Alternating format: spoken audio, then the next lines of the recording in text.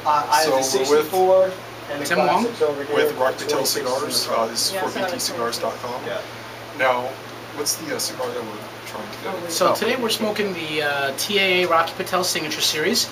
This is an exclusive cigar for TAA members, which is the Tobacconist Association of America. Briar Patch here in Sacramento is one of those members. It's, like I said, an exclusive cigar we make for them. This is the only place in Sacramento where you'll find this particular cigar.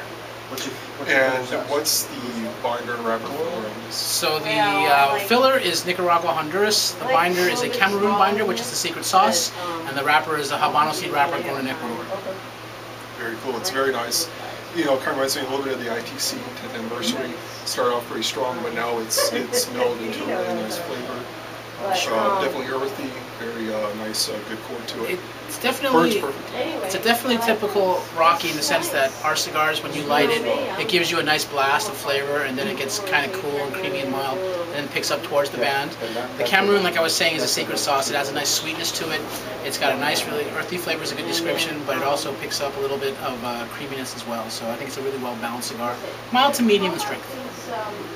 Okay, so versus year 2011, what is slated to come out from Rocky? So at the IPCPR show, which is our big trade show in August, we're expecting to release our 15th anniversary cigar. That's the new cigar that we're going to be featuring. It's, like I said, the 15th anniversary of Rocky Patel. It's going to be all Nicaragua. It's going to also have a Habano seed wrapper grown in Ecuador. It's going to be a special wrapper that has been 3 years in the making. And Rocky, as he's been quoted in several reports about the cigar, calls it the decade on steroids. So it should be a powerhouse cigar. Since last year, there's been problems with the government in Honduras. How has that affected your factory? It hasn't affected us in any way. We're still continuing to run our factory tours down there.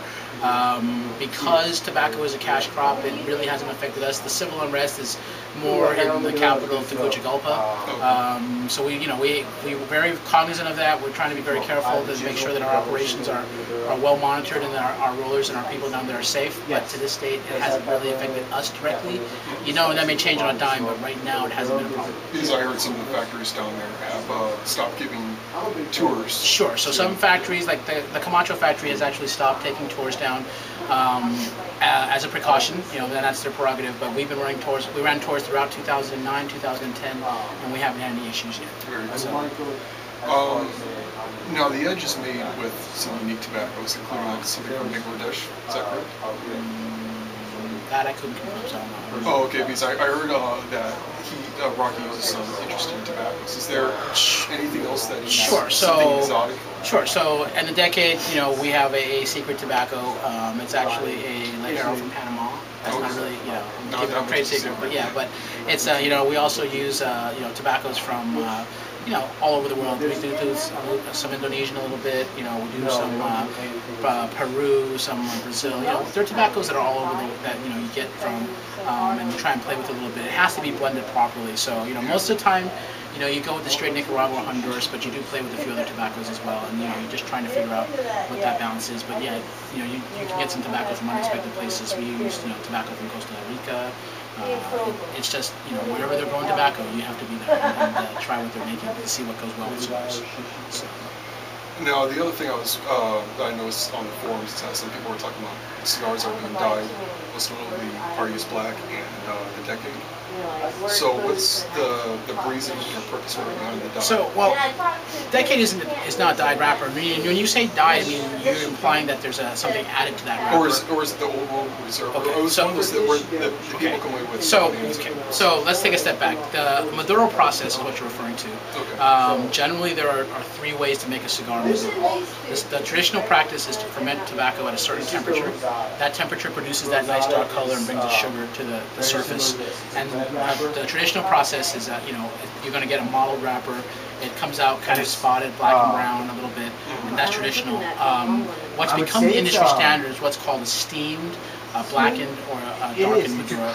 And what happens is you ferment the Maduro at a higher temperature. If you look at the Gloria Cubana, you look at some of the Altanis products, some of the Romeo Julieta, the Old World Reserve, they actually use this process because The market has moved to a place where people see Maduro as a color, not a flavor. Yeah. So it's, and if you look at Altadis's catalog, it says in their catalogs, blackened wrapper, darkened wrapper. So again, it used to be considered cutting a corner, and cigar purists will always look at it as cutting a corner. But because it's accepted now in the marketplace, and people who smoke cigars see Maduro as a color, not a flavor, because the Maduro process is actually supposed to sweeten a wrapper and bring the sugars to the surface and give you an extra flavor, not a color.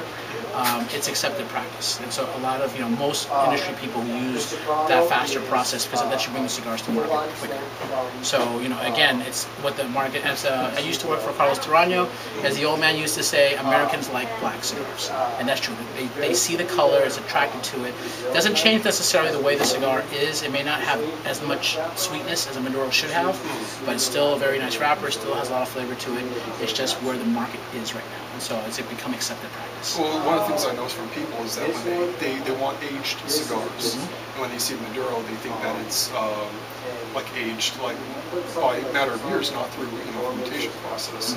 So I can certainly understand why so many people would mistake the color. Sure, and to finish my point, there are cigars that are dyed, right? That's the third step, and that's still verboten, where people actually use an actual additive or coloring.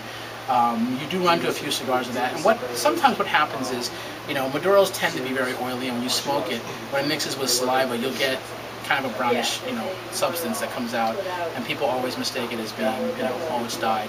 Well, in order for it to really be dyed, you really have to get your lips black, your fingers. It'll come off like a paint or a marker. If you get some color mixture, that's just the oils coming off of that cigar. So there is some confusion with that, but not very many. I can't think of anybody off the top of my head that actually dyes a wrapper. But we do use that steam process because it is becoming industry practice. Thank you for the clarification. Yeah. And the other up-and-comer in Nicaragua, AJ Fernandez, Patel seems to have more cigars being made there at his factory. We've had some history with AJ. We're not using him a lot because Rocky just purchased the factory in Nicaragua.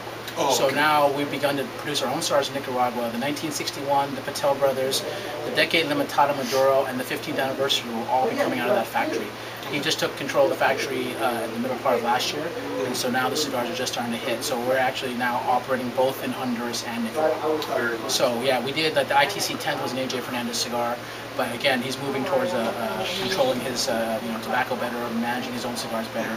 It's better for the company if you're producing your own cigars. So again, we're trying not to outsource if we can avoid it, and produce our own cigars.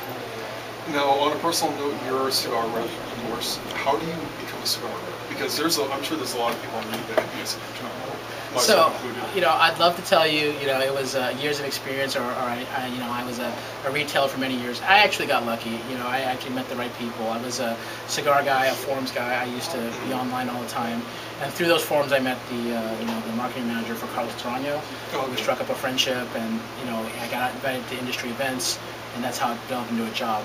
But the general path to most of the time is, guys start in retail stores. You get your experience, you learn the cigars, you get to learn the industry, working in a cigar store, or and that's generally where they'll go to first when they're looking for cigar reps, because you have a knowledge of both the consumer side of the business as well as the manufacturing side. And so I tell everybody the same thing: if you want to try and get into this business, smart thing you can do is see if you can pick up a few hours at your local store, working on a weekend, get to know the business a little bit, and when you start to meet some of the other reps and meet some of the industry people, you'll start to hear about the jobs when they're available. That's usually the standard path to get there. All right, and I'm always interested in what's in people's humidors. What is in your humidor? Obviously, Rocky Patel, but what else? So I've been smoking. We just acquired 601, which is Eddie Ortega's company. So of late, I've been smoking a lot of the Pepin-made stuff, the Murcielago, the Cubao, 601. Personally, I love Padron. It's been one of my favorites since I started this business. I will smoke, Ilusion, Tatuaje. I prefer a little Nicaragua in my cigars. The T52 Liga Privada, that's a great cigar too. So I try and smoke everything. We want to stay on top. If I'm not smoking, Rockies, those are some more medium to full-bodied cigar with some Nicaragua tobacco. Generally, is where I gravitate towards. Any Cubans in the mix? I do. My favorite is Ramona Jonas, specially selected. It's always been a great cigar. One of the most fascinating things in the cigar industry is the people itself. What type of people do you run into? I mean, you should be able to be exposed to a large cross-section. It's all walks of life, actually. What I love about this industry is that when people come in the doors and you're a cigar smoker, you're coming to an event or you're going to a cigar lounge, it's no longer, you know, politics, race, whatever, it gets dropped at the door. You're just cigar smokers. And, you know, it's whether, you know, discussions are hot and heavy, it's still, people understand that, you know, it stops at a certain point. You're still, you know, part of a larger community that is the cigar smokers, and it's, you know, met nothing but nice people in this. It's really almost shocking how great, you know, people are once they're around other cigar smokers. So I find that, you know, all walks of life come in. I've met, you know, blue collar guys, white collar guys, rich, you know, middle class, poor, whatever you want to call it, women. It's just as soon as they're with one of those cigar smokers, they become a cigar smoker. And that's the overarching group. And I find that, you know, everyone has an interesting story, and they love to talk about what they're smoking, and that's what we share. And that's what the whole purpose of the hobby is. All right, so, well, thank you very much. My pleasure. Thank you.